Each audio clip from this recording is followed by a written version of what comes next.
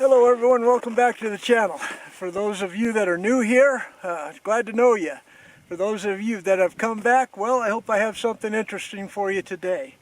I didn't draw out on cow elk like I hoped, but my 300 Win Mag and my 300 H&H Mag need to work out. So come back folks and we'll take a look.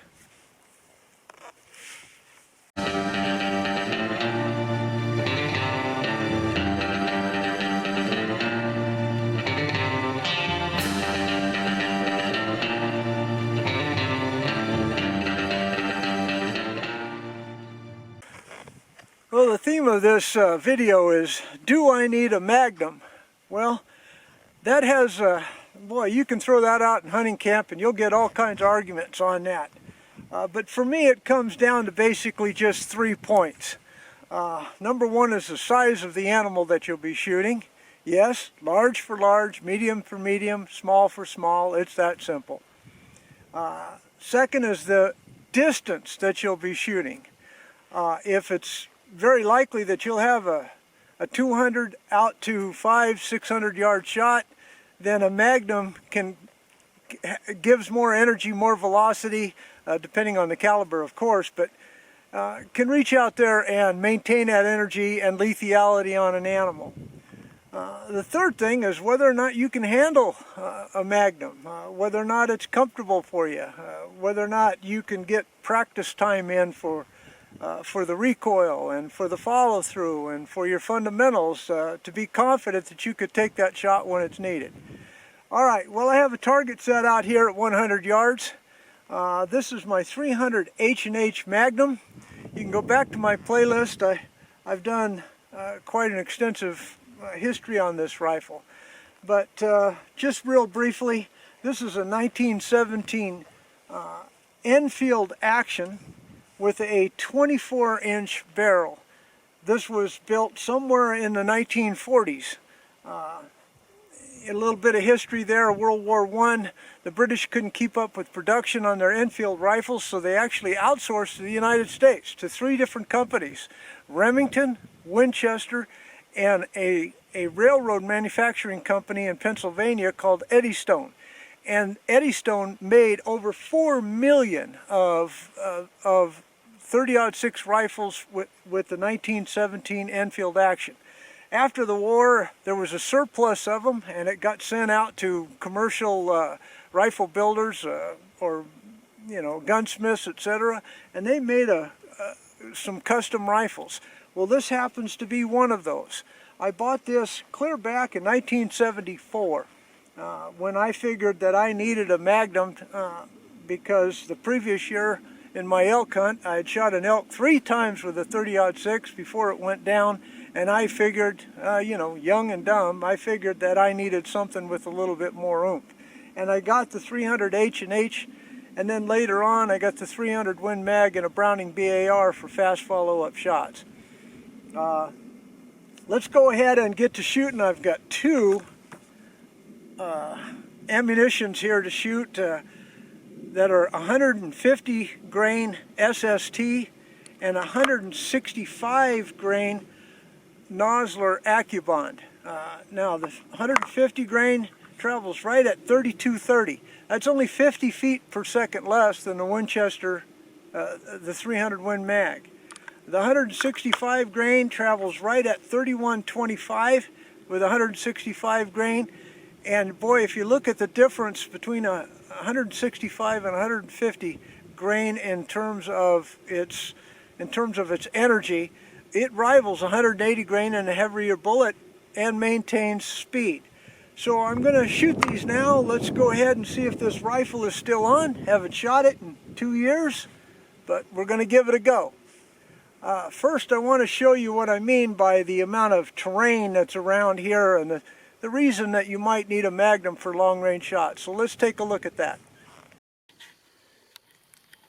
Well, this is where a Magnum would come in handy to maintain energy and to be a little bit flatter shooting through high feet per second velocity, is because shots could be anywhere between 100 yards, as far as the eye could see.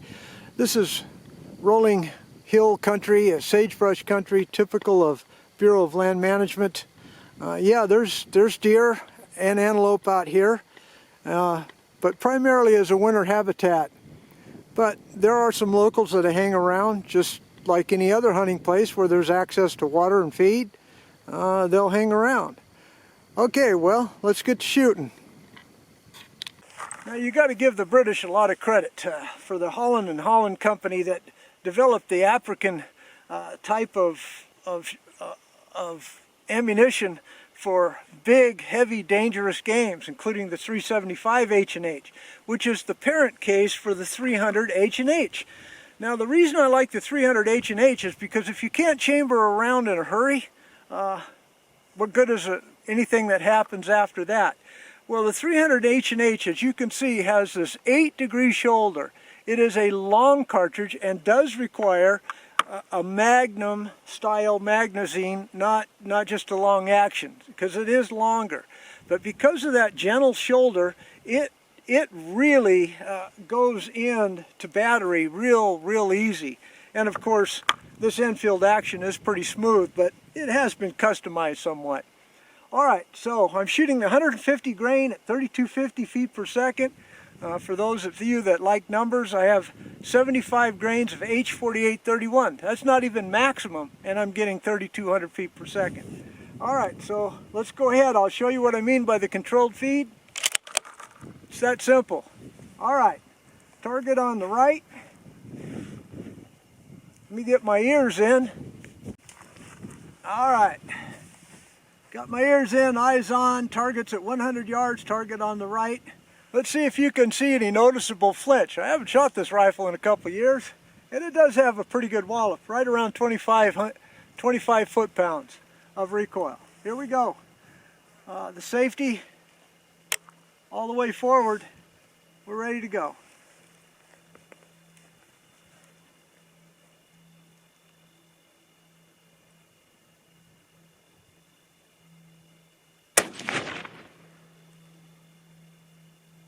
Alright, looks 1 inch to the left. Those grids are all 1 inch. Alright, everything looks fine. Second shot. Remember now, cold bore is the most important, and that was that first shot. So let's see where these next two go. If there's a point of impact difference.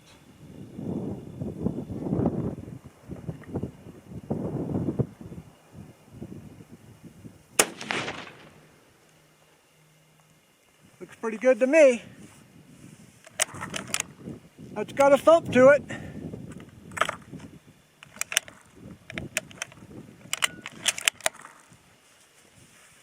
Alright, third and final shot with 150 grain SST.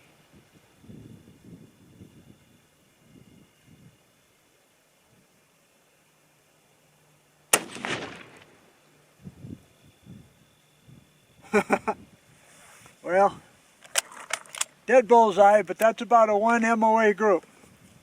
Okay, now we're going to shoot these AccuBonds 165 grain. I don't really like shooting these bullets because they're very expensive and damn near impossible to find these days. But I've got a number of them, and hopefully you only need one shot. So, alright, remember what I said about the controlled feed now. So you go ahead and load the magazine completely with these, because they don't do real good one at a time. Alright, target on the left. This will kick even more with that 165 grain.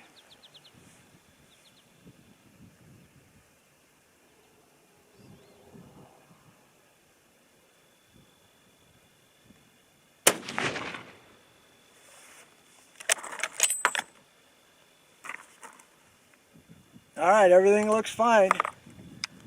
I just never had any problem reloading a 300 H&H. It seems to like all the older, slower burning Magnum powders and any bullet that you want to put in it. I've shot the Spears, Sierras, everything through this, and they all shoot just like this.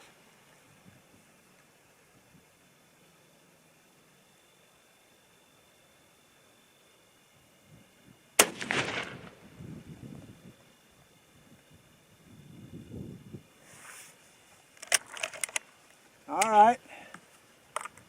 Let's see the third and final shot. I really like how this loads. Everything about this gun was custom made back, I don't even know when it was made. I bought it in 1974, used.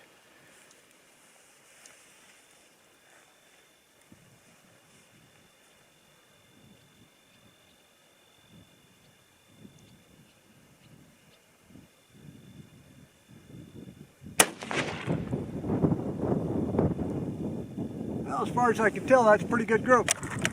Okay, so let's go take a look at that target. Again, 1917 Eddystone, Pennsylvania. 1917 Enfield action, made in Eddystone, Pennsylvania. 24-inch barrel, all custom made.